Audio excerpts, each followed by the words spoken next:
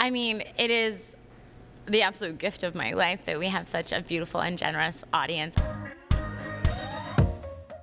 The Loneliest Time, how do you take these themes of isolation and vulnerability and turn it into something so catchy and so fun? Well, I think loneliness can cause a lot of different reactions, and one of those can be really joyful or really brave or really crazy. It's not just one thing. This album is not just one thing. With Beach House, it is a really bit of one of those, I can't believe I did this thing. I joined a dating app. But if you think, like if you rewind before that decision, there was some real loneliness there. And so I think it's a really fascinating subject matter for that reason. Yeah, joining a dating app is kind of wild.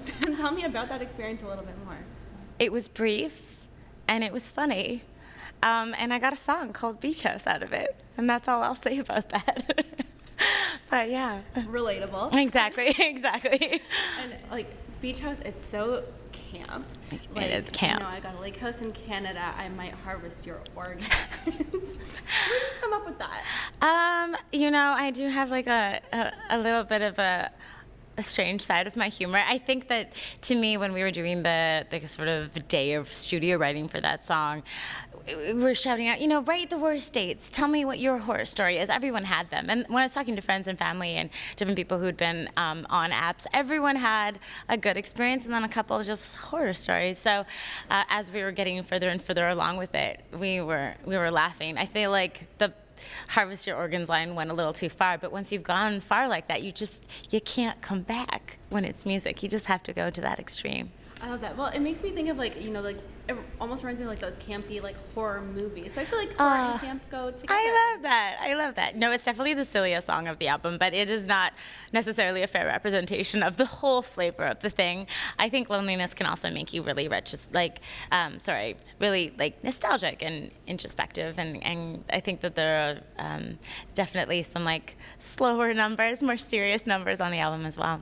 And the 2S LGBTQ plus community, they make up such a huge part of your fan base, and they've been championing you for years. I'm off camera.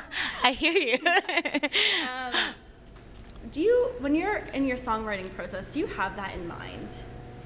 I mean, it is the absolute gift of my life that we have such a beautiful and generous audience out there, and I feel that for sure. When I'm writing, I'm always thinking of two things. One, what feels really honest, and also what connects. So there's always an element of trying to write a song that's not just for me, that it's for everyone, other things that people feel as well.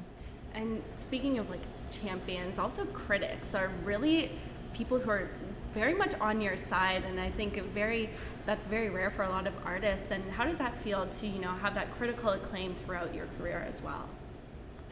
Kind of crazy and wonderful. I'm very humbled by it. It's amazing. Yeah. I love that. And you know, you're performing tonight, but I kind of want to know, like, what's a favorite song of yours that you don't really perform that often? Ooh. This Is What They Say, I think, is a song that I really liked off of our last dedicated side B.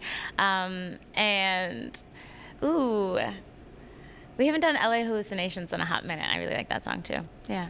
I love that. And then from the Loneliest Times, I mean, you wrote over 100 songs, right? And you whittled it down? Yeah. For me, it is really hard to just like write 8 songs and be done with it. I do like to explore in a lot of different directions and then see what starts to like really stick.